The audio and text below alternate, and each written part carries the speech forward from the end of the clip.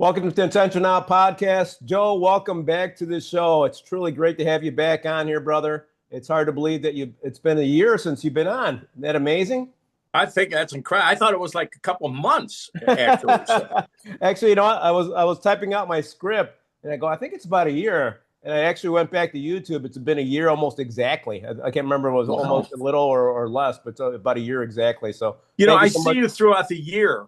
When we go to support our veteran friend Lynn over at Rosie's Home Cooking in Naperville, and so that's what I keep thinking. I just saw it. We just did this, but wow, it's been a year. It's like I just saw this guy, and the great part is I've got to know you better, become Yeah. good friends, which is awesome. Yeah, So I'm glad we were able to connect with all that. So that's pretty cool. I'm gonna give you a quick intro, Joe, and then if you could elaborate a little bit after that.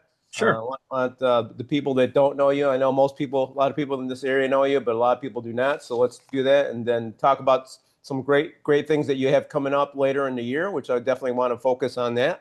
So let me do a quick intro. All right. If you missed Joe's first appearance, he's sure to make sure to check out the episode to hear more about his incredible journey. Joel's a multi-talented entrepreneur, entertainer, and performer. He's the founder of National Veterans Museum, an amazing storyteller, which is with a rich history in both music and service. He served as a music director for Dick Clark's Rock and Roll Show and led several bands, including the 101st Rock Division, Jade 50s. Joe has performed around the world, including in Iraq, bringing music and morale to troops and fans alike.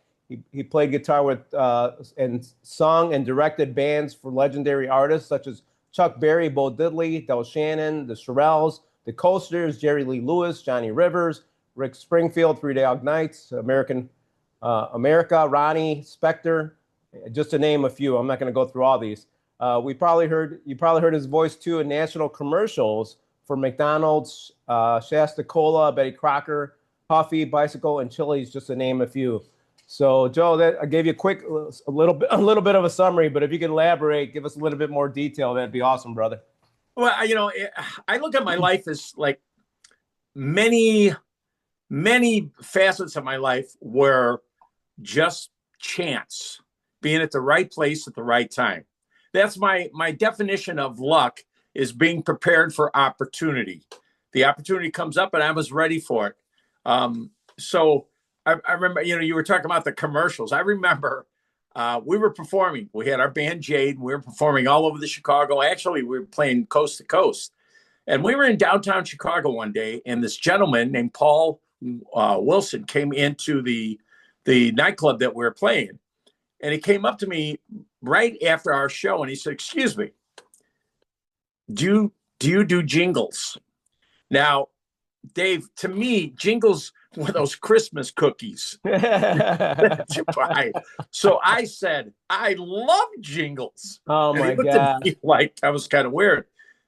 And I looked at him. I go, "Are we talking about the Christmas cookie?" And he goes, "No, I'm talking about a commercial. Have you done commercials?"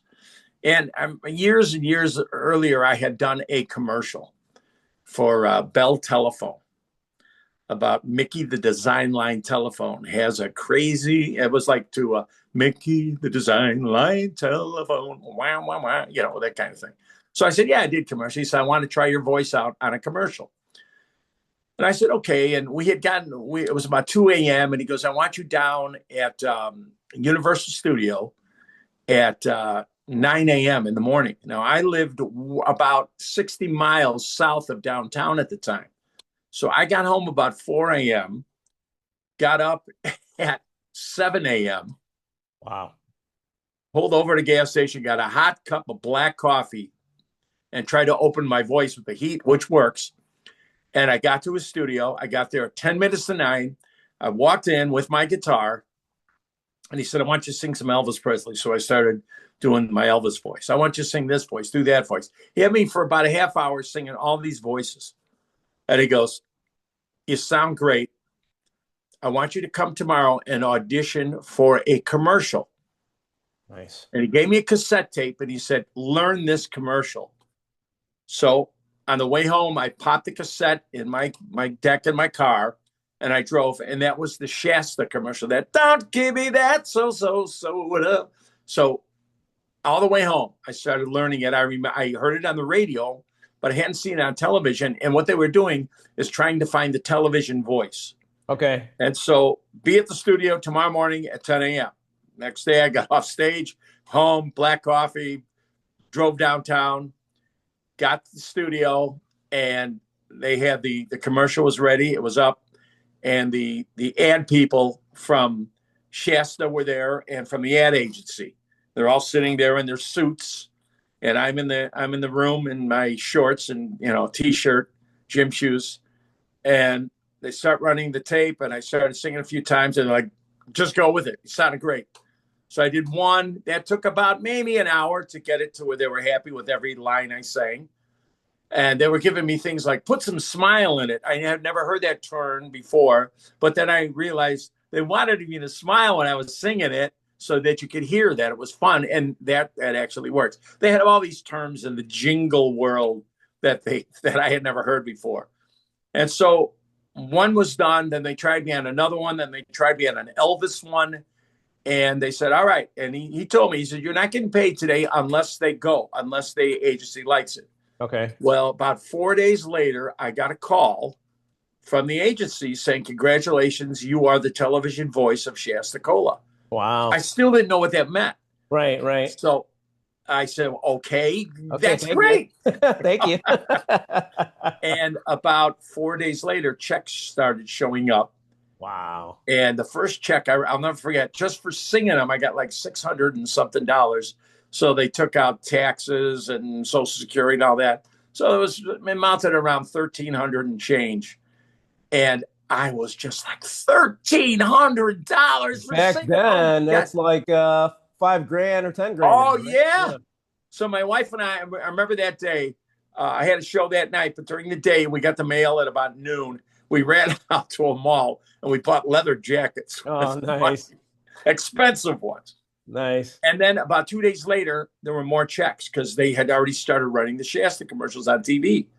And the checks were coming out of a place called Talent and Residuals out of New York. And the next checks were double. There were two of them, double the amount that I had gotten originally. My gosh. And so I said, this is a mistake. So I called the ad agency. I said, excuse me, I think you mailed me too much money. Paid me and I don't want to spend it. I just right? want to listen to it. And they're like, no, those are your royalties. Nice. I was like, my royalties for what? Well, you get paid every time they air. I didn't know this. You get paid every time they air the commercial. That's amazing. And so after about 2 weeks, my wife and I went out and we bought cars. Oh, my God. True story. And then Paul put me on the McDonald's Big Mac. Oh, the Big Mac attack. Yeah. And he loved my voice. Was and that went to all patties song? Oh, yeah. So it's you shoot my nerves and you rattle my brains. I'm having a Big Mac attack. Well, the feeling just came and hit me again. I'm having a Big Mac attack. Well, I'm waking, I'm shaking, I'm weak in the knees. For to all beef patty, special sauce and lettuce cheese. It's a good time for the great taste of McDonald's. That was a good time, great taste campaign. Oh, that's awesome. So I got that one. And then he called me back the next week and he said, I want you to try, there's a new burger, McDonald's loves your voice. It's called the McDLT. I remember that one, the two sides. Yeah. It was hot side hot, cold side cold. Right. You know, this could be the greatest hamburger. This could be the greatest lettuce and tomato cheeseburger ever. You know, that was the whole commercial. Oh, my God. It's a quarter pound of beef on the hot side and the beef stays hot. And then this real cute girl with a great voice is with lettuce and tomato on the cool side, and the cool stays crisp. It's the hot stays hot, the cool stays crisp. The greatest taste you can't resist. For a good time, a hot beefy McD. Well, the great taste, cool crisp LT of McDonald's. New McDLT. Well, the girl and I were laughing so hard, they put us on a microphone. So I was facing her. Okay. She was on this side of the mic and I was here. And we had to say these lines real fast. It could be the greatest taste you hamburger ever. And we'd screw it up and we start laughing and we start laughing and we couldn't stop laughing. Oh, no. And then Paul Wilson says, can I see you too? I said, oh, we're getting fired. That's it. No more McDonald's for me. And he goes, you guys are doing great. They love your voices. Take a break. Laugh your ass off out here. but get in there and finish that line. So we sucked it up. We went in there and we sang it, and we got that commercial. Wow. And then there was another one where I believe Jason Alexander, who was doing these commercials, dressed in a leather Michael Jackson outfit before he was on Seinfeld. He was lip syncing our voices. Oh, no or way. my voice. Okay. And so, that happened, and that they were airing, and it was just great. And then I was the original. I want my baby back, baby for Chili's, and Oh my God. oh yeah, so many. I still do. Man, that was a career in itself. It really was with residuals. It was going great for about 5 to 6 years, and then cable expanded. Oh, okay. And so there weren't 5 channels anymore. There were 500 channels. So that means the royalties get divided down as they place ads on other commercials. Right, exactly. And so, but you know what? I'm not complaining. It was money I had never expected to make. We made some records when we were Jade 50s. We made a song called Shaboom. Okay. And for Aspen Records, we were on a legitimate big label, Aspen Records, out of Golden, Colorado. And they got it they distributed it out west and in the south. And it was on jukeboxes. And every Christmas, I'd get a royalty. Wow. $1,300, $1,700. And it was just like Christmas money. I was having children at that time, my wife and I, and 4 daughters. And so I could get Christmas presents. And commercials were just that found income source that I desperately needed when I was weaning myself, I thought, out of music business forever and becoming a stockbroker. Okay. And so I learned finance. I became a stockbroker, did well. I did television channel 26 at the time in Chicago. I did the stock market observer with a great guy who used to be on WGN named Jack Taylor. I remember Jack Taylor. He was a gentleman and just a great, great guy. And when he found out I was getting divorced, towards the end of the show, he goes, "This guy is smart, ladies and gentlemen. He knows what he's talking about, and he's single, ladies." like he's my, matchmaker or something. He was such a great guy. I loved him. I never knew you were on TV. That's good. Something I learned today. That's cool. Yeah. So I did that for a few years, working for a great firm called Howe Barnes Investments. Okay. And then I left Howe Barnes. We started our own financial firm with my brother Frank, my older brother, who introduced me to the financial business. Okay. And 2 other partners. And we were about to come public. I had my stock certificates for millions of shares. Nice. We were going to come public. We were going to become millionaires. It was all about money. And then these planes started hitting buildings in New York and in Pennsylvania and Washington. And basically the stock market business, the way we knew it, ended overnight. Took a dive. Yeah, big time. The whole market. And it never recovered the way it was before September 11th. Wow. And people started trading their own accounts. And rightly so. That's the evolution of business. Right, exactly. Right. And so I got out of that business and I started getting back. I actually took a year and dedicated to one firehouse in New York, FDNY Engine Company 55. And I toured with them and other firefighters. A lot of Chicago guys joined us. Great guys like Rick Colomay and Jack Schneidwind, Jack is now the fire chief of Itasca. Oh, wow. And Rick became the fire chief of Carroll Stream. Bobby Hoff, who was the fire commissioner of Chicago. Okay. I met all the greatest firefighters you could ever meet and all the New York guys. It was just a great year. And I would take my guitar and play in a bar with the New York firefighters, and you couldn't get in. Firefighters from all over the country. Wherever we went, to the West Coast, to the East Coast, people packed the place to meet these real American heroes. Wow.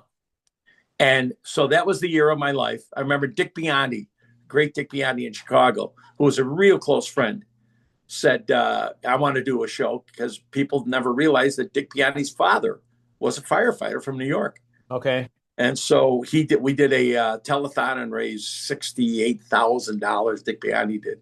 Wow. And it was just a great thing. The guys took the check home with them. And it was a healing year for me too, because our business went under and I didn't know what to do. And that's what I did. Right. And it distracted me and I could focus after that year.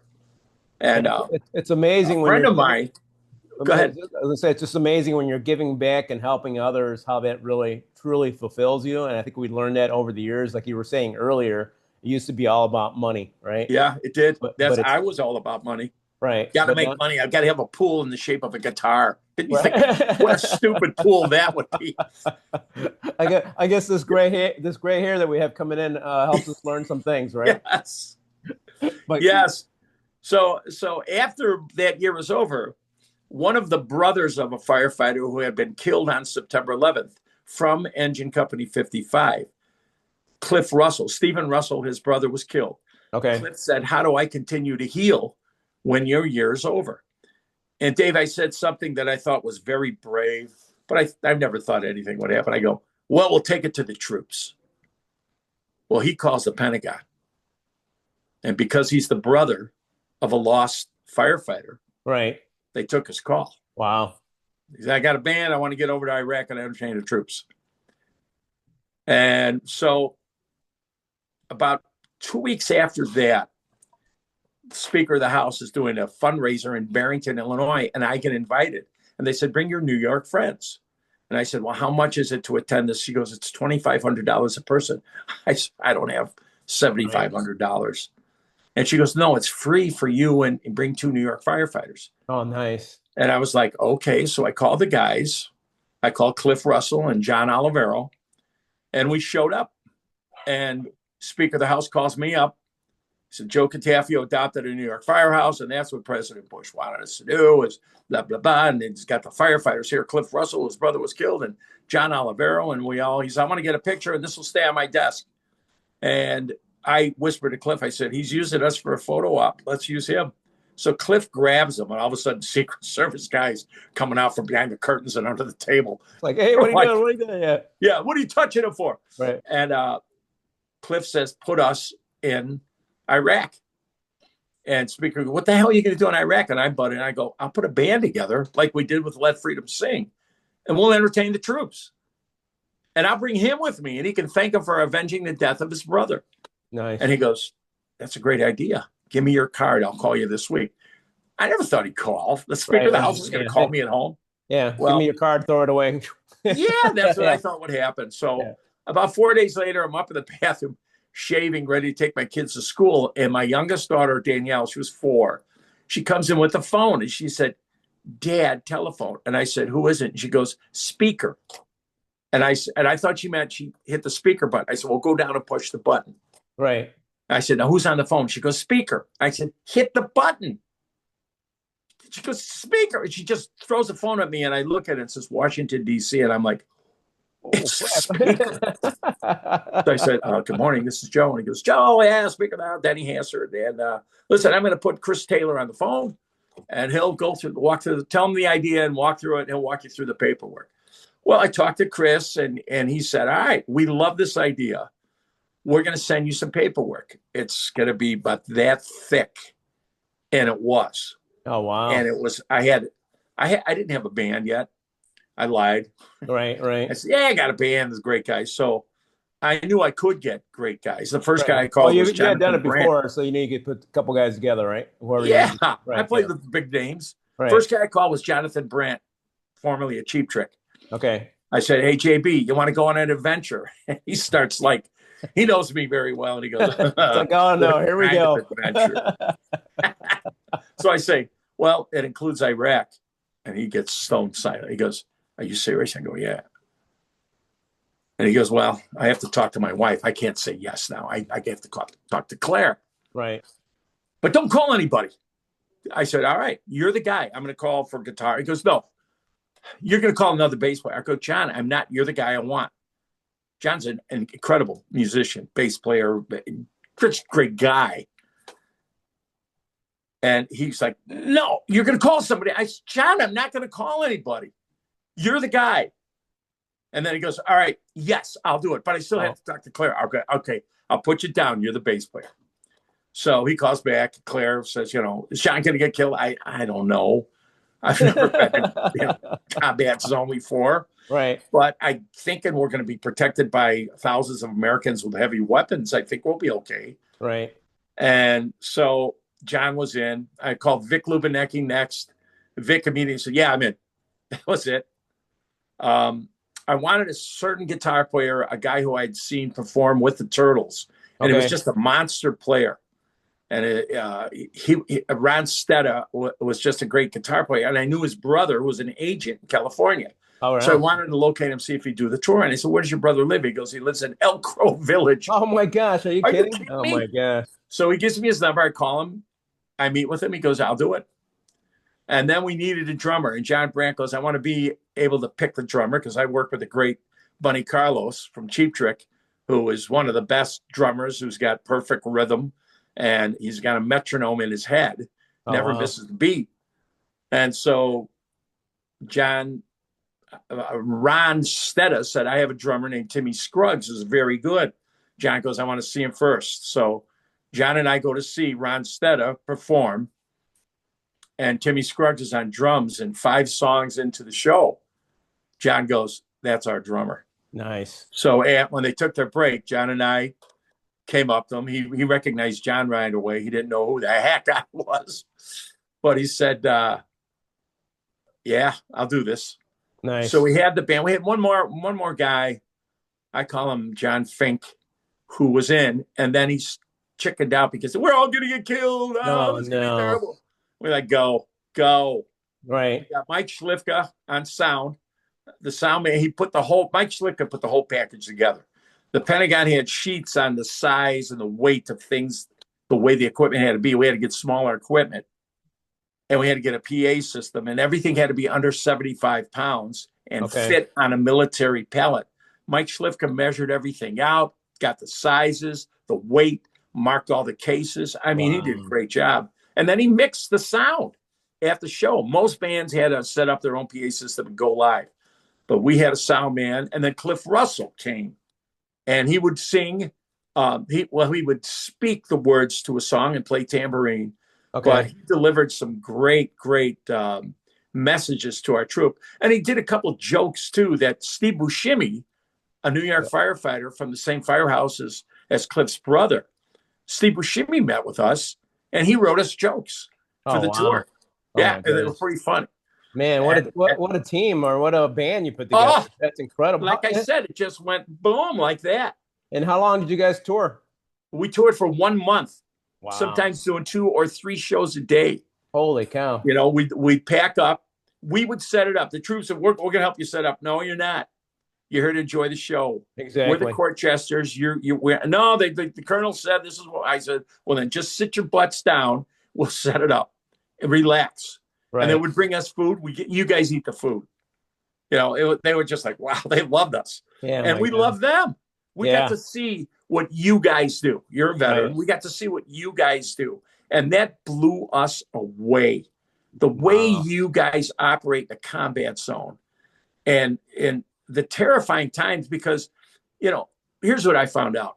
Combat for a veteran lasts 15 minutes at the most in a maybe a 1 week period, but it's do or die.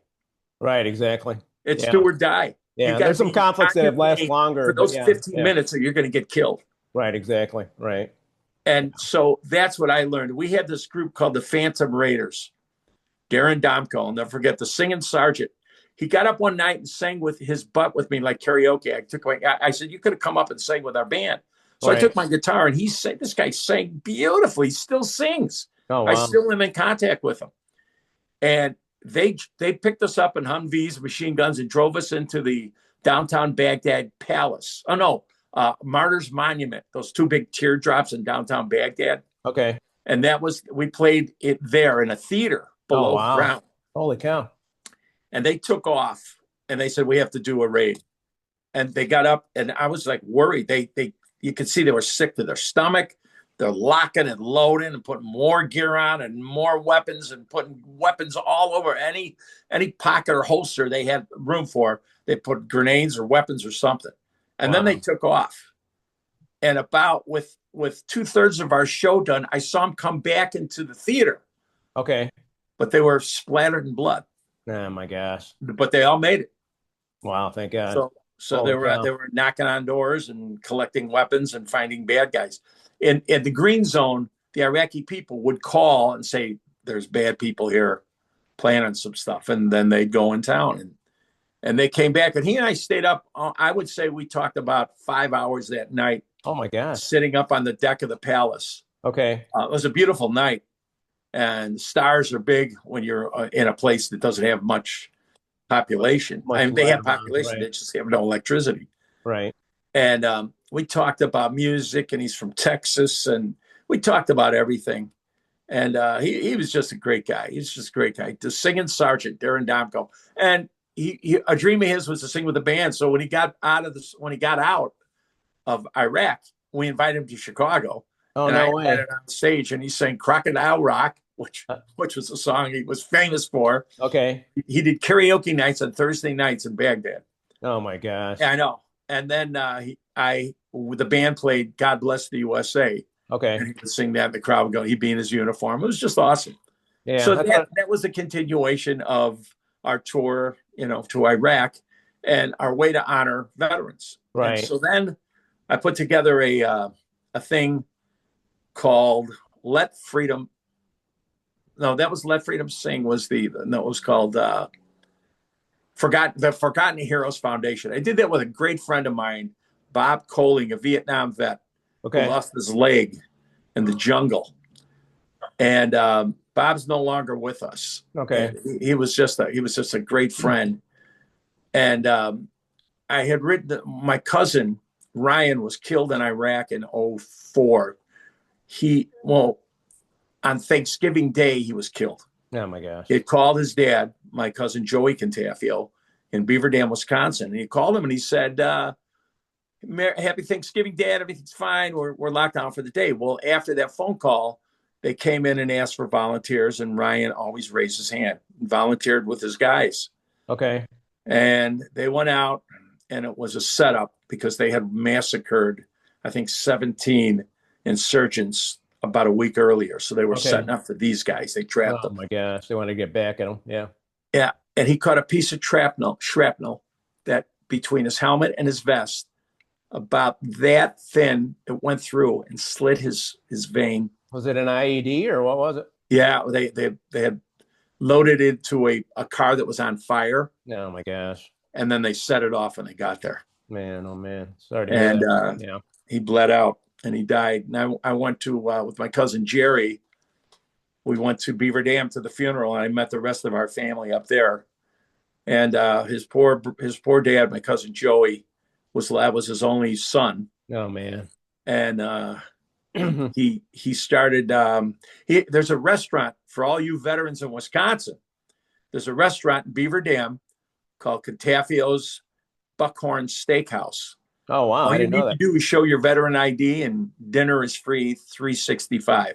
Oh, my gosh. Yeah. Oh, so yeah. And Beaver Dam, you said? Really good too. Great food.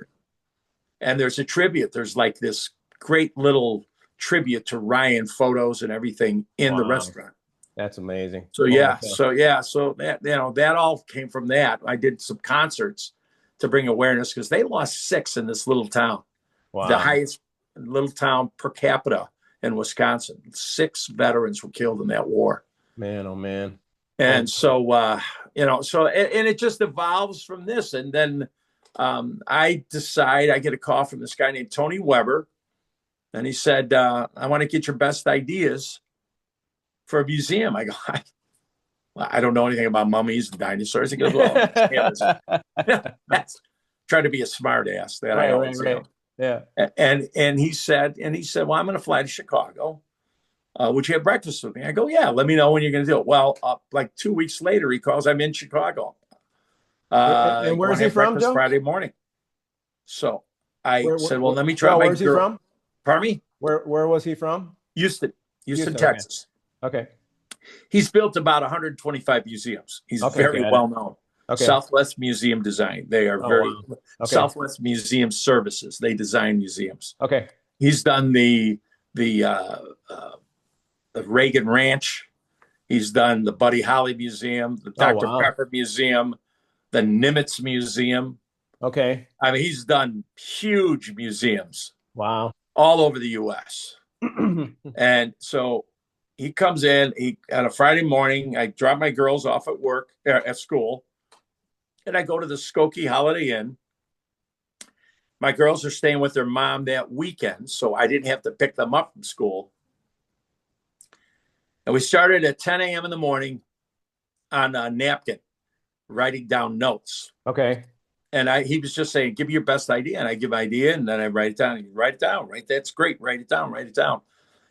And at 10 o'clock at night, when they kicked us out of the restaurant after breakfast, lunch, and dinner, Wow. I had a stack of napkins about this high. Holy cow. And he said, now put that into a form on your computer, Right. an outline form, and so I could decipher it to my team. So I did that. Okay.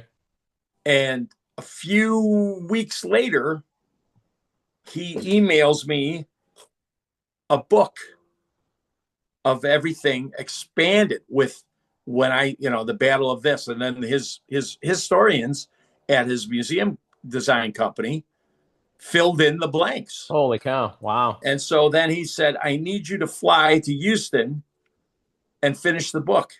So wow. I didn't have any money. And I had a lot of people out there that owed me money. And I get a call from one guy who owed me money and said, I'm sending you a check. And it was a lot of money. Nice. And I told Tony, all right, I'm coming to Houston. I went to Houston, and I sat in his office for 4 days and completed the book. Wow. And it was to attract people to join. And then I started, he said, now you need to call some general officers to fill out a board of directors. And so I had Randy Rigby, a 3-star Army. Okay. He had already, once I had the book ready, he looked at it, he goes, this is incredible. But he What said, is the book, Joe? Pardon me? What is the book? It's the museum it's the book for the National Veterans Museum. Okay, so it's the outline for everything to put it Yes. together. Okay. It's our promo to attract funding and people. So did you actually publish that book, or was it just the outline to Oh no, we printed it up. We printed up probably 500 of them. Wow, I never knew that. Okay. Yeah. Okay. Go And we ahead. printed them out 17 by 11 and a half. Wow. Big. Okay. And Tony said, because you could put an 8 by 8.5 by 11 right in a drawer. You can't put, the other one has to stay out. That's a good point. Fun. Yeah. So you're getting to the board of directors. Sorry, I mean. So I asked General Rigby to be our chairman, and he goes, no, you need 4 stars to lead this one. Oh, wow. So in the meantime, a congressman invited me to a fundraiser for a young Marine who had lost both legs and one arm and 2 fingers off his good hand. Oh, wow. And they showed a video of the Commandant of the Marine Corps, General James T. Conway. Very well known. Walking into this young Marine's room with his Sergeant Major, Carlton Kent. Okay. And they had put a bandage around the chest of the young soldier, of the young Marine.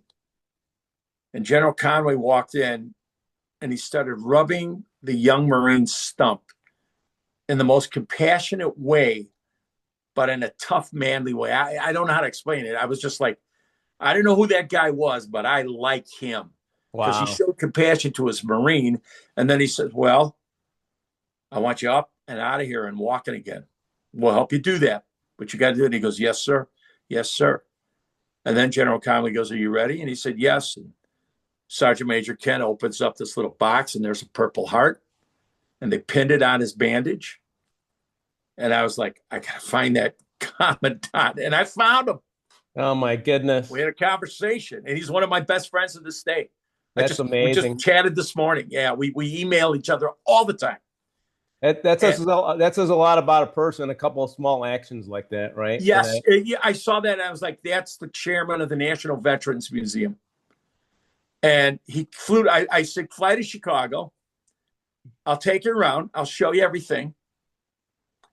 If you don't like what I have to say and who I'm going to introduce you to, I'll never bother you again for the rest of your life. Nice. And he goes, can't pass that deal up. And he gave me, I think I remember the dates, October 21 through 23. Okay. Wow. And our whole team flew in, all of our builders, our designers, Tony Weber, the landscape architects, the Joe Doherty, our architect, and guys from Turner Construction, Walsh Construction, Clark. They're all in this big room at the Westin Hotel in Itasca. Wow. And we sat down there, and I remember I ordered $300 worth of Danishes. Oh my God. God. It was like $300 and coffee. And we passed the day. Everybody's eating Danishes and eat coffee. And General Conway speaks. And then I went around the room and introduced every single person to him. And then we went out and took a look at the site. And then he met the mayors of the towns. And then that night we went out for Gino's East Pizza. And I had some Gold Star families who had met him in Washington at the Commandant's home. They came to that dinner. And that night we're staying up at the hotel in Itasca. Just he and I are talking. And he goes, well, I better get to bed. I go, wait a minute. I want to talk to you. I've had a crowd around us all day. I want to talk to you. I said, I want you to do this. This is your legacy. This is your legacy. And he said, I can't do it until I talk to my boss, which is his wife, Annette, who's just another just beautiful person. Nice. And I hadn't met Annette at that point. And he said, I'll let you know Tuesday. So Tuesday, we had this networking meeting that we did for veterans the first Tuesday of every month. And so it was the first Tuesday of November. And before I went to the meeting, I got an email, and General Conway goes, all right, I raised my right hand. I'll sign whatever document we need me to sign. I'm your chairman. That's and I awesome. was just like, yes, the best guy in the world for this job. Wow. And from past meetings, board of director meetings, and he helped fill the board of directors with 3-star Air Force, 3-star Navy.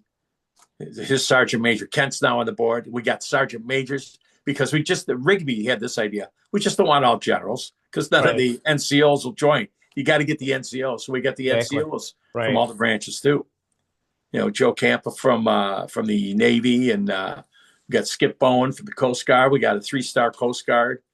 And so the board of directors is Jim Zemer from Harley Davidson. Oh, wow. And we're like Suzanne De Laurentiis, we're talking to her from Paramount to join us.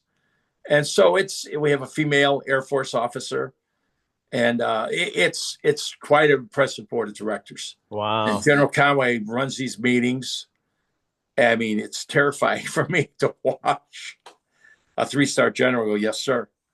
General Randy Rigby is our vice chairman, and he's an awesome guy.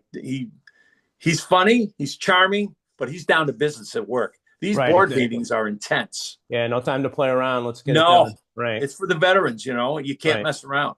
How's that coming along? Can you talk about that? Or I can talk about this month. We got another report this morning. Okay. Or I'm sorry, on Wednesday. And it's coming along fine. I can't divulge. Yeah, no problem. There were some people that were pretty ratty to us that were part of our group. Okay. And they tried to take it over. And we had to get rid of them, and they sued us, and it went into they went into federal court, and we fought them back. Okay. But we always believed they were owed something. We didn't want to say no. So we agreed on amount we believed we owed them. Okay. And that's what they'll get paid, but only once we're funded. And we haven't been funded yet. And we believe that process is happening now. Got it. But it's been happening for a very, very long time. But we've gotten confirmations from other people who know these folks doing the funding, and this is how it happens. It's a long process. But for the audience, this is for the National Veterans Museum. It's going to be the largest veterans museum in the U.S., correct? The largest museum in the world. In the world, the largest museum in the world, which is incredible. So, and that's what Joe was talking about. 10,000 acres. 10,000. Oh my God! It's gonna be more of a campus, right? We don't want to call it the National Veterans Museum campus, right? No, but I'm just saying, resort. We had all these things. It's the National Veterans Museum, right? But it's gonna look more like museum. A campus. Right. Now there will be a resort there. Okay. There will be a huge sports complex with baseball field, football fields, about baseball stadium for semi-pro baseball. Right. But we're going to let the semi-pro baseball team be the Army, the Navy, the Air Force, the Marine, the Coast Guard, the Space Force. They all have teams. Right. We're going to let local kids come and play at the museum. We'll have smaller baseball fields around the stadium. We'll have a football field for some of those matches and rugby. You know, all the branches have their own sports teams. Right. And we want to do Illinois State Championships at our facility. We're building basketball. We're building wrestling. We're building boxing. We're building canoeing and kayaking, bicycle tracks. So that's just the sports complex. Then we're putting a national cemetery. We're working. We've already met with the VA on that. Okay. And then, you know, then there's the museum campus. Then there's land, air, and sea. Because, you know, when our country first started, the Navy was sea, the Marine was sea and land. Right. There was no Air Force. Exactly. But now everybody has air. Army has helicopters. Marines have helicopters, and they go to sea and they fight on land. And so do all the branches. The Air Force has special ops that fight on land. Right. So we're just calling it land, air, and sea. But instead of just lining equipment up in all these places, we're building sets so you can see how the equipment was used in battle. Nice. So, yeah. So I'm excited about that part. Tony Weber has all these great dreams about that. We have bronze statue sculptors, 2 of them, that are working on the grounds. There'll be over 600 12-foot sculptures on the ground and 8 over 100-foot sculptures of bronze sculptures on the ground. So the campus, the look, the way our Joe Darty, our head architect, has designed this thing, along with Troy Landry, our landscape architect, it's phenomenal. You know, I'm the CEO, so I am not I don't want to be hands-on and in everybody's face. We have this creative team, but then we have television, we have recording, we have records in a recording studio, and brilliant recording people coming to work for us too, and musicians that want to be a part of it. And then we have the veterans. We have a veteran park for warehouses that will do all the refurbishing of planes and jeeps and tanks and submarines and everything. And we'll hire qualified veterans who know how to do all this work. We have mechanics. We have a concert area for concerts year round, indoors and outdoors. And, you know, there'll be a chapel there for weddings. And I mean, it's just going to be phenomenal. I could go on and on, but I won't. Because I will if you allow me. You can't spill all the beans, Joe. Just one at a time. That's awesome. Yeah, it's going to be fantastic. Fantastic. That's awesome. So Joe, you mentioned earlier Elk Grove Village. You and I both grew up around. I know you grew up in Oak Park. We grew up around the same area. Yeah. And you know, it's rich in history. It's some famous names and stuff. Did you ever meet some famous people from Oak Park at all? Well, yeah, I think he's famous. He and I were inducted into the Oak Park Hall of Fame on the same day. Paul Brusick.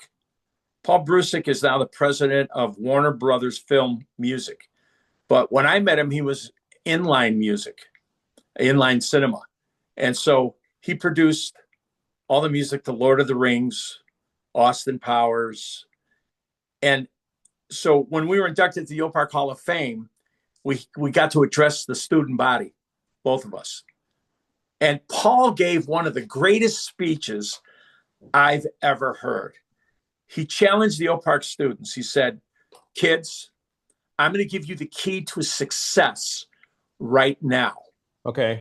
He says, I want you to take out a pencil and a piece of paper. It's not a long thing I'm going to tell you to write down, but I want you to write this down. This is the most important thing you'll ever learn about becoming successful in business. Love it. And he kept saying, are you ready? Are you ready? You have the pencil? Let me see your pen. They all, you know, you want to make sure they wrote it down. The pencil. Yeah. He says, get your paper. You ready? Here's the key. This is the key to success. Don't miss out. Ask. There you go. That's it.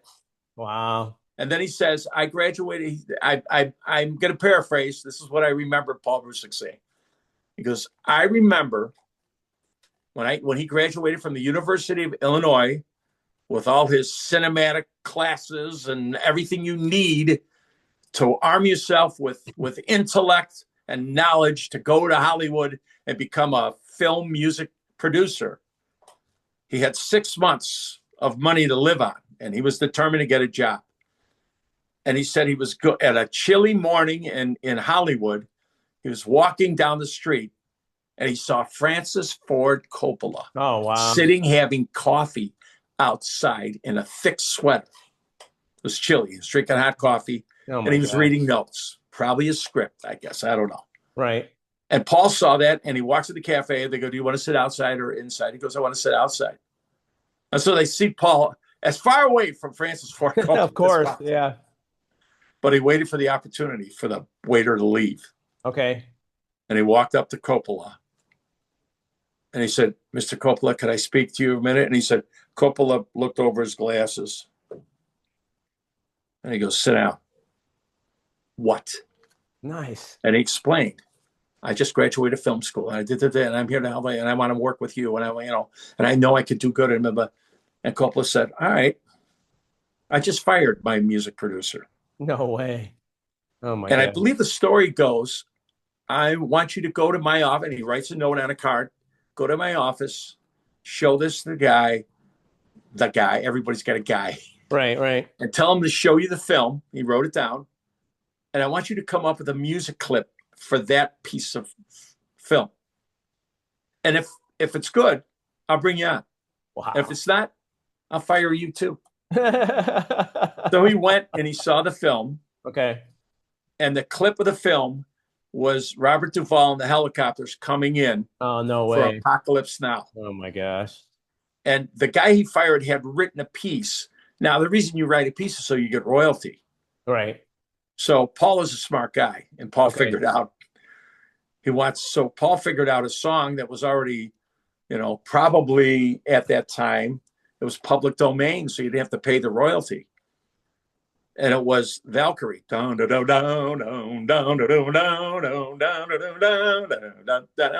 Paul went and bought the record, matched it up to the film. Wow. The next day, Coppola comes in, sees it, smiles, nods his head, said, "You're hired."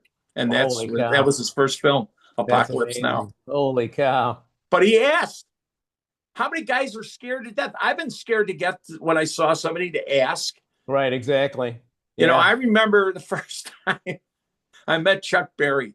Okay. And everybody goes, "He's a jerk. You're going to hate him. He doesn't let anybody tune his guitar. He'll be out of tune." And, and I was just like, oh my God, I was terrified. And now I'm meeting Chuck Berry for the first time. He's like 6'2". He was a handsome guy. He had this wavy hair. I didn't know he was that tall. He's pretty tall. Yeah, pretty tall. I have big hands. His hands were like that much longer than mine. Wow. Chuck Berry, and I want to tell you, to this day, I never said anything bad about Chuck Berry. I love Chuck Berry. I worked with him for 4.5 years. What a performer. To Lou Valpena, who ran Chicago Fest. Put him with me for those years. I probably did 30 shows with him. Sometimes it was just me showing up with my guitar to lead the band. Wow. But the first time I worked with him, I figured, I have to ask him to see if I could. I said, "Chuck, if you let me tune your guitar, I'll have it ready for you with a guitar, and we'll all be in tune together. And then when you walk on stage, I'll present it to you and put it over your head with the strap, presenting you with the guitar the way the king of rock and roll should be presented his guitar." And he kind of looked at me, then he smiled. He goes, "I like that." And he let me tune his guitar every show. Wow. And we were all in tune. That's incredible. I talked to guys who said he told the other guitar players, "I don't need you. I'm the guitar player." But he let me and Jamie Shannon and Keith Grant, whoever my guitar player was, the type, play guitar with him. And he gave us leads. I remember him saying, "I'm the lead guitar player, but I'll give you all leads so you can show off for your mommies and daddies." I remember that. Oh my God. And he gave us leads. He let us all take a turn. That's amazing. Holy cow. I love that. I love that you said just ask, right? A lot of people won't ask. You got to ask. And he let me do it, and we were all in tune. I had another friend of mine that was on the podcast. and he actually had heard that Mick Jagger's bodyguard had I think it was overseas somewhere, gotten sick or something like that. And he went out, he found out where Mick Jagger was, and he said, "Hey, I'm going to be your next bodyguard." And he goes, "Talk to the lead bodyguard here. If he hires you, you're hired." And he got hired right away, which is pretty Wow. cool. He asked. Yeah, he just asked, just Yep. like you said. So I think that's the first step. Yeah, ask, and there's a couple other things that you have to go make sure that you're doing along with that. But if you don't ask, you'll never We know. got to be Right? prepared. You Right. got to be Exactly. prepared for the opportunity. And then Right. people can tell Paul Bruce, like, "Oh, you're so lucky." Yeah, he was But lucky, but he could do everything that they needed because yeah, he you had can't just ask and not know anything about it. Yes, Then you're gonna Paul fall on knew your face. exactly what to do. He's smart. Paul's smart. Right. Paul's smart. He's one of the nicest guys that I met. But so he's in Oak Park. I met Mary Elizabeth Mastri Antonio was a Jade 50s fan when she was a student at Oak Park. Oh wow. Danny Castellaneta, the voice of Homer Simpson. We Oh went to my the God. same grade school and high school together. Wow. And That's he amazing. remembers Jade 50s. Holy cow. One of my best friends from Oak Park, well, we went to grade school together, Kevin Dunn, the movie star. Okay. And when I went out to LA, I stayed at Kevin's house, and he stayed at my house when we came to, we had our St. Catherine and Siena class reunion. Kevin stayed with me. His brother Brian and I still go to lunch. Wow. Your We went brother's to an lunch actor about too, 4 right? weeks ago. Brian Dunn. Your brother's an actor too, right? My brother Jimmy is a big star. Right. He was in $1 Million Baby. In Okay. the opening scene, he's the fight doctor. Oh wow. Okay. That tells Clint Eastwood, if you don't close that wound, fight's Wow. over. Wow. So and he was in The Changeling, and he was in Flags of Our Father, and he's always on Chicago Fire and all those things. That's he shows amazing. up as somebody else every week on one of those shows. Yeah, he's having fun. The first time I saw my brother Jimmy act was at Second City. Okay. And I would bring my kids when they were little down to see him in all of his stages of Second City. And then he was in he played Uncle Louie in Lost at Yonkers at the St. George Theater, the Royal St. George. Oh, it was great. He's great. He's a great actor. That's amazing. Yeah. I love that advice. And one of the stories you told me about just asking, I think they didn't let you ask, a famous Italian singer. That's really well known. I don't know if you, I can't remember if you actually met him or not, but I didn't get to shake his hand, but he said, "I love you too, babe." So there was a place. There's a comedian in Chicago, very famous comedian named Matt Cassane, who took me out to the place to where Hoagie's Pub used to be. It's now a soul food restaurant. Okay. It was in Elmwood Park, right across from River Forest, where we lived. Okay. And it was owned by Michael Spilatro and Robert Conrad, the Wild Wild West, the actor, Bob Lapchick. And my father had taken young Dr. Pat Spilatro out of the family business and put him through Loyola and got him through Loyola University as a student and then through Loyola Dental School. So Dr. Pat Spilatro was a great dentist. And to honor my father, who was an Air Force veteran and was the first dentist from Loyola University to graduate on the GI Bill. Oh, wow. I didn't know that. Okay. He honored my father by joining the Air Force after he became a dentist. No way. And served in Libya and in the Middle East as a dentist for the United States Air Force. Holy cow. Okay. Isn't that a great story? Yeah. I just want to tell the audience, like I mentioned up front, Joe has some fantastic stories. So keep going, Joe. I love them. So we were in there, and the Spilatro brothers, movie Casino was about the Spilatro brothers. Right. Michael would let us go in there because of my father's affiliation with the Spilatro brothers' dad owned a restaurant, and my dad knew them very well. And by taking the younger brother and bringing him into the medical field. So we were allowed, after a Jade 50s concert, we go into Hoagie's Pub. They had a great cheeseburger that was like that thick. And I would drink root beer and Coca-Cola. And the rest of the guys would have beer. I've never had a drink in my life. So we're in there one night. The place is closed. We're all sitting there laughing. And I think it was Ray Lapine and Keith Grant and Tom Holly and myself. And the door opens, and in walks Michael. And I waved, and he waves back. And in walks Robert Conrad. I was like, oh, Wild Wild West. You know, one of my favorite shows. I dare you to knock it off, right? And then the next guy, the next guy, that's right, the battery from the next guy that walks in is a guy that we later learned is Jilly Rizzo, who was Frank Sinatra's bodyguard. Oh, wow.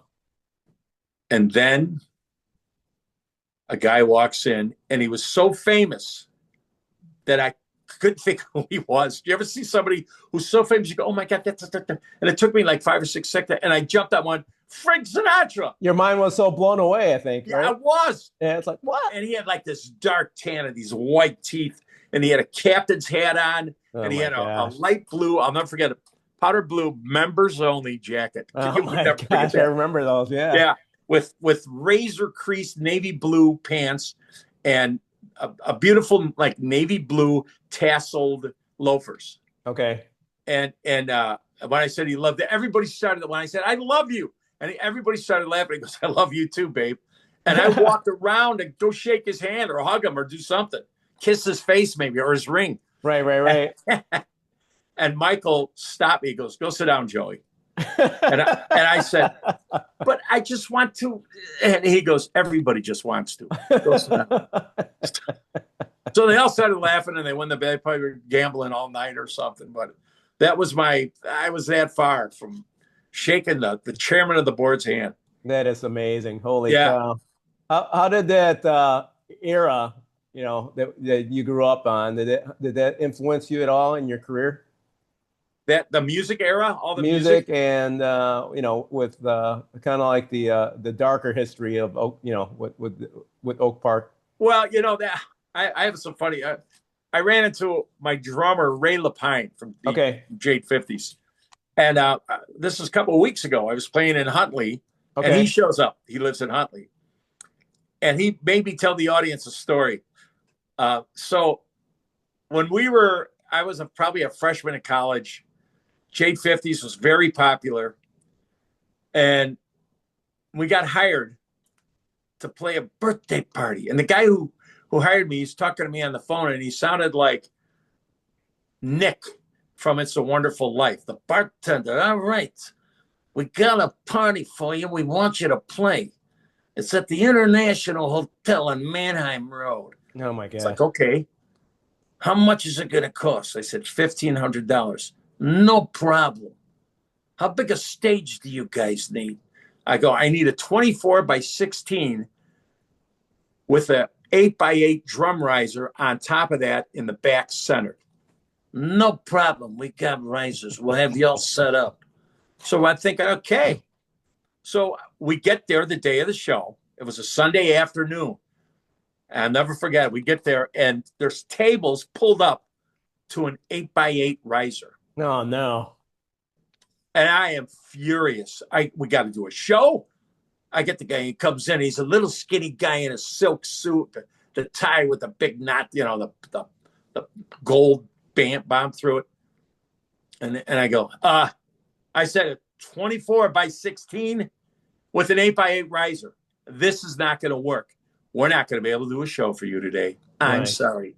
And he goes, Mr. Accardo's going to be very disappointed. I go, Tony Accardo? And he goes, yeah. You know him? I go, oh, yeah. It's his birthday party. Well, you know what? On second thought, I think we can make this work.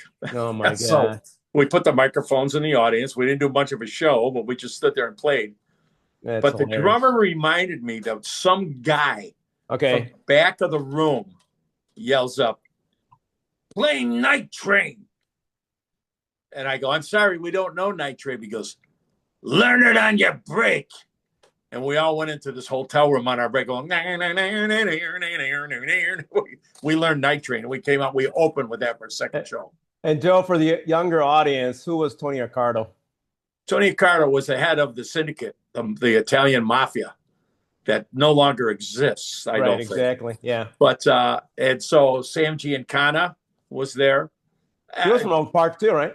He lived in Oak Park. Yeah, he lived in on Winona. Okay.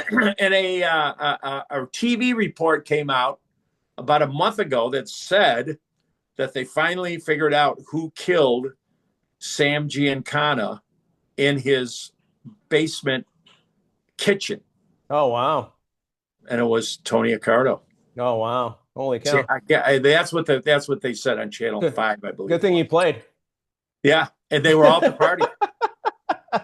They didn't do it there. I was expecting the birthday cake. Happy birthday, Rocky.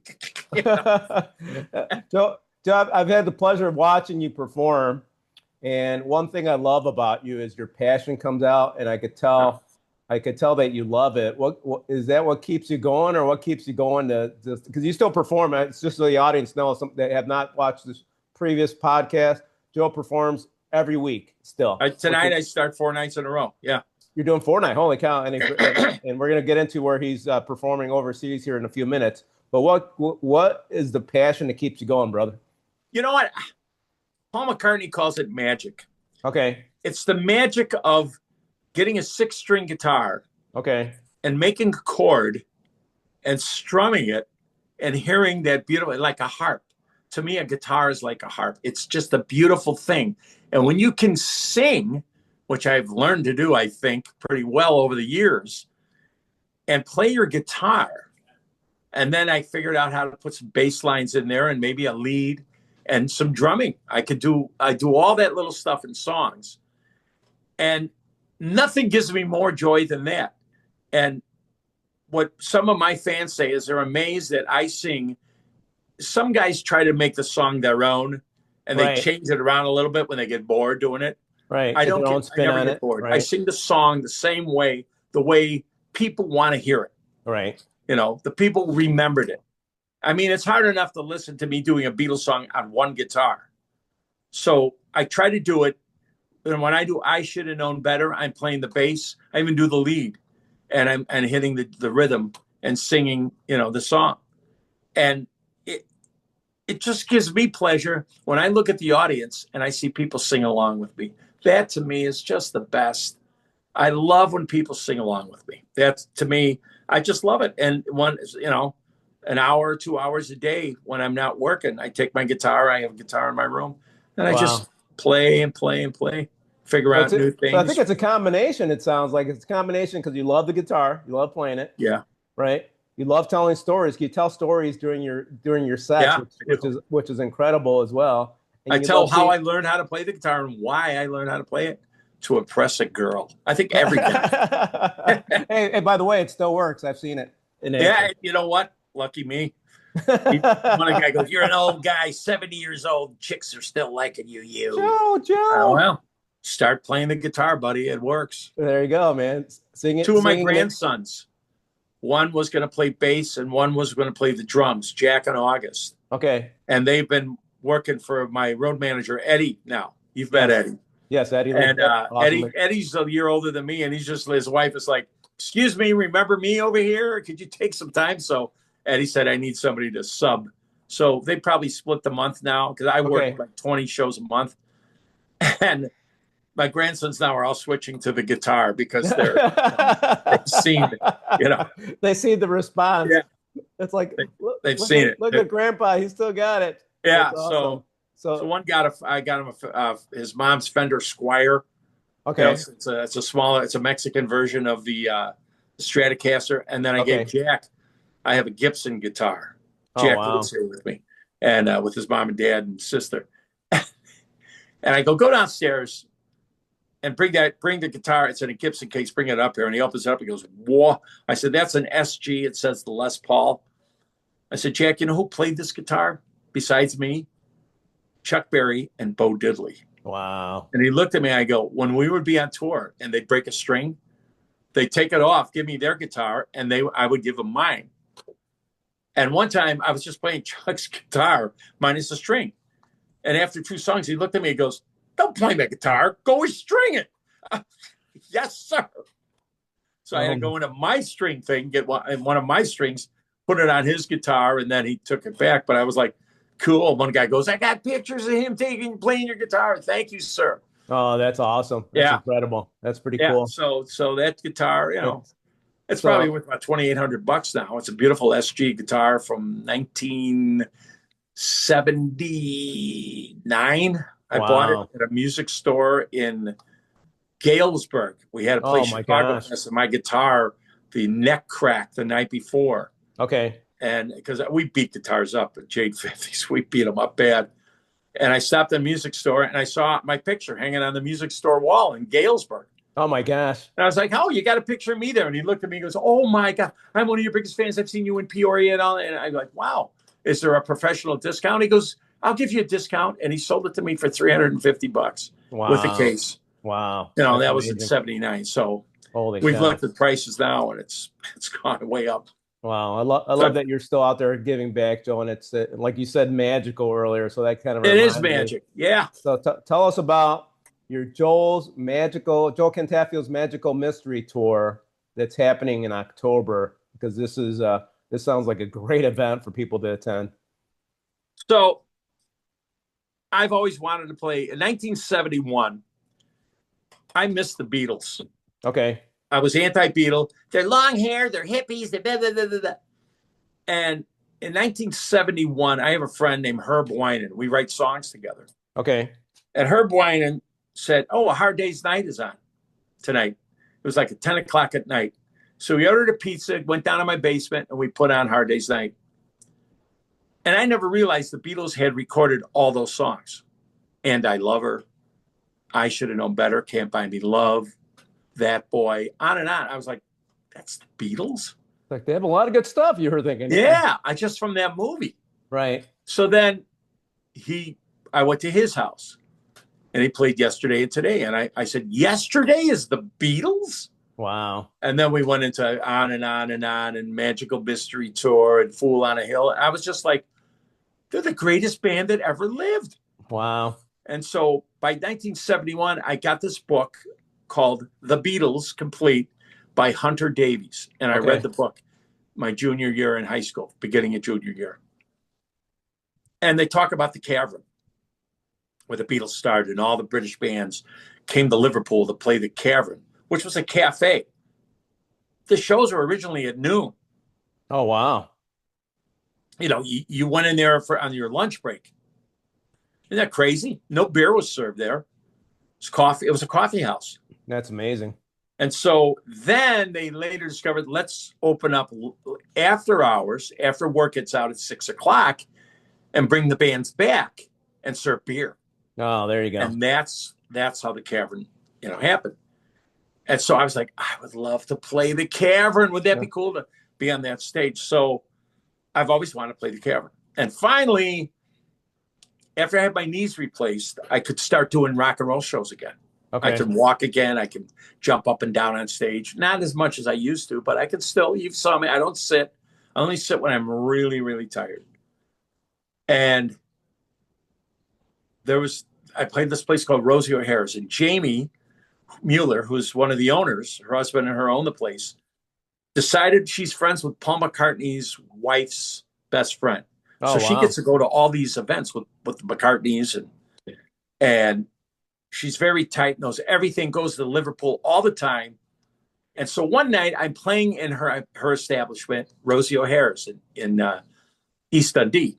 Okay.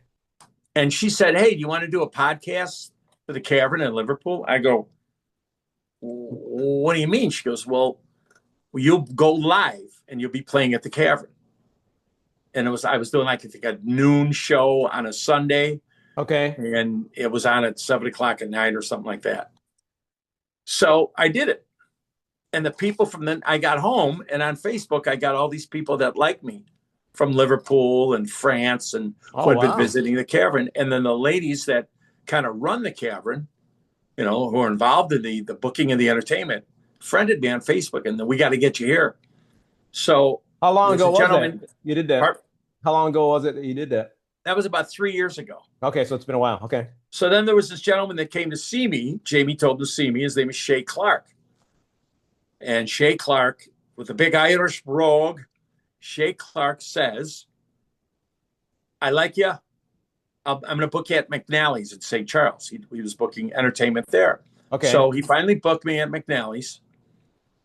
And I said, when can I play the Cavern? Can you book me in the Cavern? I want to play the Cavern. Put me in the Cavern. Asking. And he goes, yeah, we'll get you there. Well, I'll talk to you about that. So he had never seen my whole show.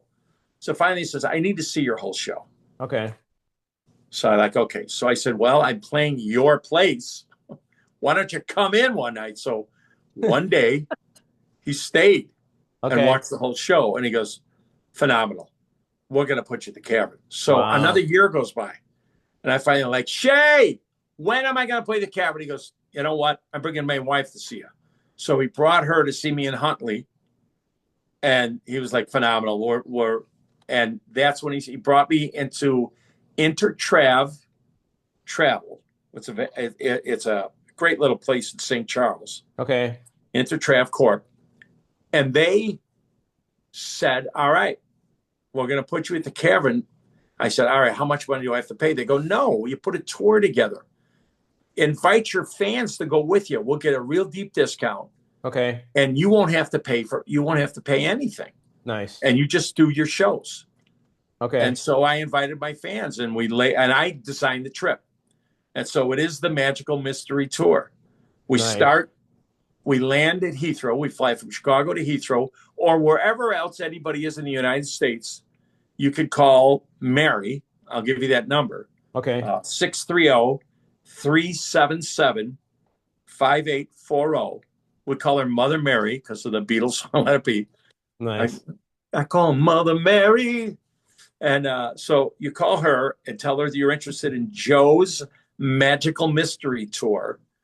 And it's just great. So we land at Heathrow, then we drive, we make a stop before we get to Stratford upon Avon, and we stop at Stonehenge. Nice. And we take pictures. Because what are you going to do at Stonehenge? Take a stone home? No. Yeah, exactly. You stand in front of it, you take a selfie. Chip off there a we piece. Go. And then get back in the bus. Let's go. So we go to Stratford where Shakespeare was born. Okay. And where his wife has still her beautiful cottage, Anne Hathaway, not the actress. And we go to, we actually have a night off there, and there's a play at the Shakespeare Theater. Oh, wow. But the town is just beautiful. Okay. And sometimes, in the morning, there's deliveries on the street, but in the afternoon, there's no motor vehicles allowed on the streets. Nice. And it's just so beautiful. And then after a day and a half there, we head to Liverpool. And we do everything Beatle and everything British Invasion. Wow. And then we're all going to get on the ferry and we're all going to sing Ferry Cross the Mersey when we cross the Mersey River. Okay. And you'll see the Mersey Beat Hotel and the Mersey Beat Museum and the Beatles Museum. Wow. And the 12-foot statues of the Beatles walking down the middle. And we'll get to Matthew Street where the Cavern is. And I'm going to do a concert there. And I've contacted my friend, Carl Green, who was the original bass player with Herman's Hermits. Well, wow. Jade 50s toured with Herman's Hermits. Okay. We did, I think, 4 shows together. We played a place called Beginnings twice in Schaumburg, Illinois with Herman's Hermits. And then we played in Peoria with them. And here's a great thing about Carl.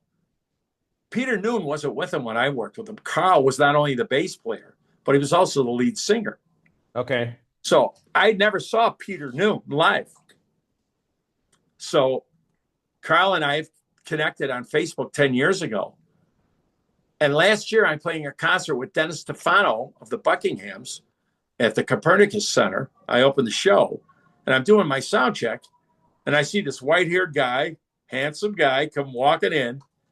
And he gets up closer and he's pointing at me and he's laughing. And I recognize that smile.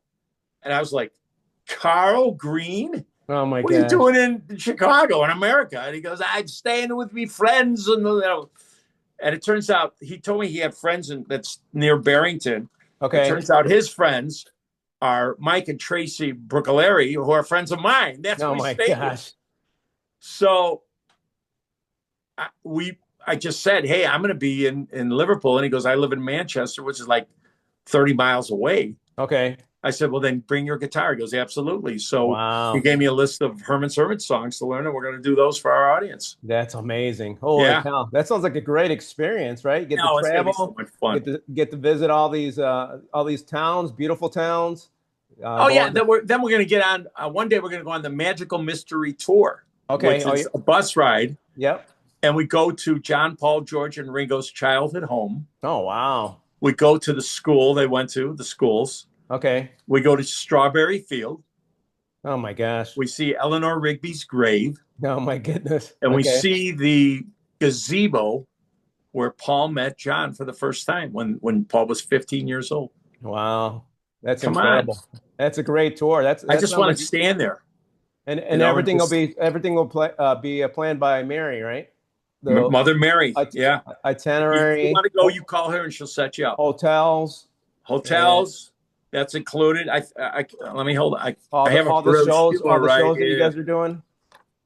We're doing everything. Wow. And what's the dates for that, Joe? The date, here it is. I don't know if you can see this. There I am. You can send me a copy on that. So I'm gonna make sure I post it too. That's awesome. October 12th through 21. October 12th to 21. Okay, Yeah. perfect. $4,285 per person, double occupancy. Wow. And it's 3,400 land only. So if you have somebody who works for the airlines and get you a ticket, we're flying American, but we're going to go when we're in London. This is what I'm excited about. The ABBA show. Oh my gosh. Holy cow. I want to see that. It's all avatars. The band is live, Okay. but the 4 members of ABBA, they call them avatars. Oh my gosh, that's hilarious. They are like on stage. Okay. If you go Google it, go to YouTube and say ABBA Voyage, and you'll see, you'll go, it looks just like them. They're That's on hilarious. stage, and the audience is rocking. We're going to be sitting up higher so we can see the show, but you don't want to get on the dance floor because it's like a mosh pit, and every show is jam packed. But we have tickets. If you're on our tour, on my Magical Mystery Tour, you have a ticket to the show. Wow. And somebody goes, "Are we going to be able to sing?" I go, "If you're with me, if you don't sing, I'm kicking you out of the theater. You got to sing all those songs." Dancing Queen, and I'll dance in the aisle. I want to dance with all the pretty girls I can, because I'm still single, my man. So, Joe, how could obviously we gave you Mary's number? How can people connect with you, Joe? You can find me on Facebook. You do not have to be my Facebook friend to find me at Joe Cantafio Music. You can follow me there. Oh, there you go. Okay. Joe Cantafio Music on Facebook. Awesome. But that's open to anybody. That's open to the public. Awesome. Hey, Joe, go ahead. Sorry. And if you want to give me a call, I'll take calls. Just don't hassle me. 847-322-3777. If you hassle me, I'll have some of my guys from River Forest come and visit you at night. So. Hey, I still got connections, right? That's right. Oh my gosh, I love it. Joe, we spoke a little bit about this earlier. Faith. How much did faith contribute to your success or the way you are now? Well, I was raised Roman Catholic. Okay. My parents were very, very, very religious. My mother, till almost the day she died, said 3 or 4 rosaries a day. Wow. She prayed for all of us, her 11 children. That's amazing. I was an altar boy. I've never stopped believing. And I believe prayer is the true healer. Right. It's the true miracle. If you don't believe in anything, we just die and we turn to dust. Come on. People that say that to me, I go, that's such a sad existence. That can't be it. Right. Exactly. I've had so many surgeries. I've had, now I have a pacemaker and a defibrillator. I have brand new knees. I just had my gallbladder out. General Conway says, "Joe, what's going on?" I said, "The way I look at it, General, a couple of years, I'm like a 1955 Cadillac Eldorado. I got new tires a few years ago. I just had a new battery and a starter put in. Nice. And I had the catalytic converter taken out because I didn't need that anyway. So I'm good. And you know what? And I have a positive outlook. And I'm up people like he's had. So I'm like a cyborg right now. Right, Put more machines in me. Let me go, Right. And I know there's more surgeries coming up, but what the heck? I'm not going to stop. The doctors love it that I work. I got a call one time with the pacemaker. They said, your heart a couple of nights a week starts beating incredibly fast, and we're worried about you. I go, what nights were they? I look at my calendar and I said, well, those are nights I'm working. What do you mean working? I'm a rock and roll singer. I'm screaming my brains out for 2.5 hours. And they go, oh, keep doing that. I guess it's going. Oh my gosh. Good cardio workout. Yeah. Yeah. I agree with you that, a lot of people, it's amazing when a lot of people are close to their deathbed. And we spoke about veterans, a lot of veterans with PTSD, TBI,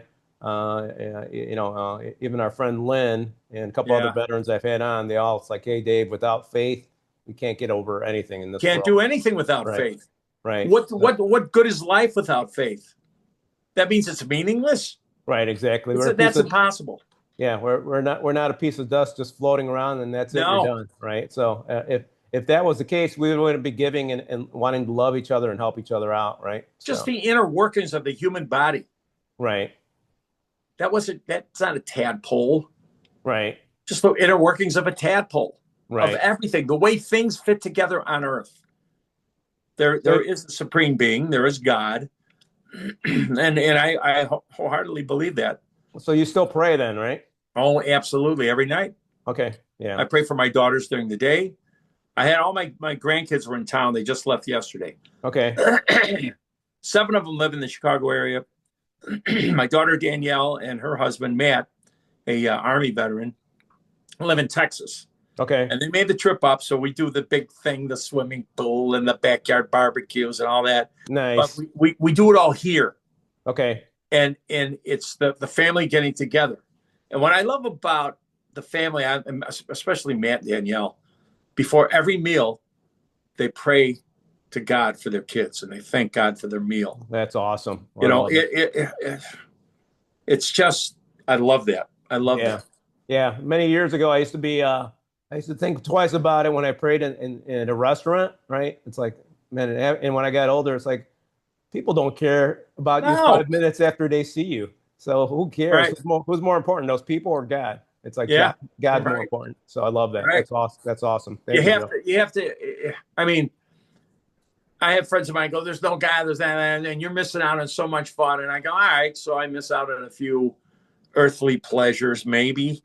Right. Although I've never missed out on much. I have to be honest with you. I've had so much fun in my life and so many interesting things have happened. I met so many great people. But then I said, but if I'm right and you're wrong, what are you going to miss out for eternity? Right. Exactly. Yeah. That's that's something I wouldn't want to roll the dice on if I was on the other side, It's Wait. It's and you're saying there's no devil and there's no evil spirits on earth, really? Right. I've been to Iraq. Yeah. I've seen evil. Yes. Has anybody been to New York to see those buildings knocked down? That's evil. Right. That's just something out of somebody's head. No. Right. 100%.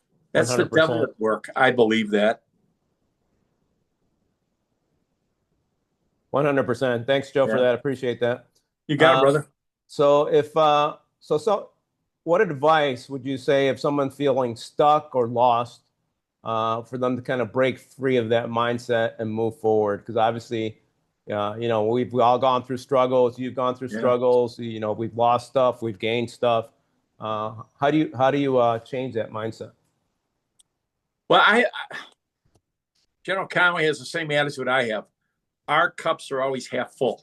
Okay. Yep. And you can dig yourself out of anything. Don't dwindle on the negative. Don't stay there. Start looking at positive things. Go for a walk. You need to exercise. You need to get the adrenaline going again. Go for a walk. Some of my best thinking is done by myself, riding a bicycle or walking. And you can think your way out of any problem you have. Right. Because your problems are earthly. You really don't have any problems. Exactly. You can think your way out of anything.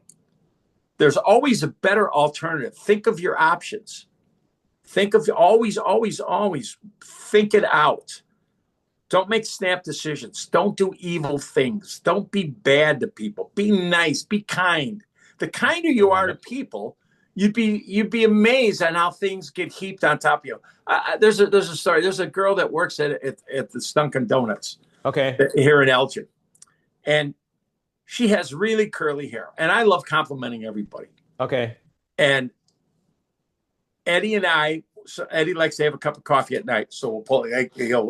Does Eddie live by you? Drive to my house. Eddie Lee is my road manager. Does he live by you or no? Yeah, he lives real close, about 5 minutes away. Okay, go ahead. So he'll come and drive here tonight. He'll drive here, and we'll head to the show in Barrington tonight. Where is that show? I'm playing at Zaza's. Okay, nice. Okay. At Tavola. Okay. So he'll drive there, and so he goes. She'll come to get us our coffee. I could see she was having just a bad day. Okay. And so she serves us like, I said, excuse me, you have the most beautiful hair I've ever seen. Nice. Dave, she like that. She's like, yeah. Well, thank you so much. She started getting giddy and giggly and all that stuff. I said, just gorgeous. Awesome. I said, I have a granddaughter who has hair like you, and she's stunning, beautiful too, just like you. Wow. Next time I come in there, she had her head down. I was buying donut holes for the kids. And I pulled up to the window, and she hit her head down working. I go, there's the girl with the pretty hair. And she turned out. She all excited. Just like that. Yeah. What did that cost me to say that? Nothing. Just a compliment. 100%. I do that to waitresses, bartenders, everybody. Right. Yeah. And it just make people feel good. Yeah, I agree. You know? Yeah, I agree, Joe. Don't get stuck in a box, right? You're not in that box. Get your head out of the game. Get in nature, right? And take a walk, get out of that box as fast as you can.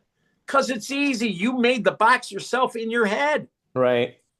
And be the light. Be the light to other people, right? Yes. That's what you were doing. You're being light to other people and caring. And it's like, giving gives you more back to yourself than. Absolutely. I mean, you talked about Lynn. Right. Look what Lynn does. Right. For that's folks that are listening, he's got a restaurant in Naperville. Marine, Rosie's Breakfast Place in Naperville. Go ahead. Rosie's Home Cooking. Thank you. Rosie's Home Cooking. Thank you. Yeah, in Naperville. Go there. That guy's a Marine who gives back 10 times more than anybody could give back, than a priest gives back. This guy does things for veterans. He comes up to everybody who's in the restaurant. He's just a prince of a guy. And I follow him on LinkedIn too. And he just gives and gives and gives. Guy's amazing. There you go. Yeah. Follow examples like Lynn and Joel, and you guys will get ahead a lot in life. So yeah, definitely a good thing to do. And by the way, when you're complimenting a woman and you're a man, don't turn it into flirting. Right, exactly. I've seen friends of mine do that, and it backfires. You know what I mean? Yeah, you're so sexy. No. You're an old guy. I love your smile. That's what I'm talking about. Oh my gosh, that's funny. You know what I mean? It gets creepy sometimes. Just a nice compliment, and compliment men too and boys. Right. You know, absolutely. When I'm playing and I see, like, if I'm doing a thing like rookies, and there's a baseball team will come in. I was at the end of the song. I go, so did we win today? What was the score? Who got a hit? That kind of stuff. They're all like, we did. That kind of thing. Just include them. That's awesome. All right, brother. We're almost wrapping up here. What's your final thought that you want to leave with the audience before we close out here? Well, if some of the audience are people that you've had on here, I'm a fan of all you guys and girls. That young lady that you had on before that was a Marine, wow, great story. Yep, Amy Forsyth. I saw Lynn on here. That guy, I'm blown away by him, and all the combat veterans you've had on, and the SEALs and the Delta Force, and wow, I'm honored to be a part of your network here. No, I'm honored to have you as a friend, brother, and honored that you're giving. That's what I like to get that message out to people, right? Give. Well, thank you. Give and love and help others out. That's really what we're here for. That's right. Like you mentioned earlier. But go ahead. That's right. That after this is over, it doesn't matter, does it? Right. I hate these rock stars that no, you can't look me in the eyes. What? Good. I don't even want to look at you in concert. Click. There's Yeah, guys that they have this in their contract. You can't look at him in his eyes. that's crazy. Yeah. What? Yeah, that Good. makes no sense. I won't ever look at you again. Thank you. All right, And brother. all right. Anything else? Have a great day. Start closing out Everybody, here. I Hang hope on a you minute. enjoyed this. Joe, it's been an absolute honor having you on the show today. Thank you for your friendship, leadership, your passion, and continuing to serve others through your performance and giving back. You're truly making a difference in people's lives every single day and week. So I appreciate that. To our audience, thank you for tuning in. Please share, follow, and subscribe to the podcast. These stories matter. These lessons can change lives. Stay winning. God bless you, and thank you for listening.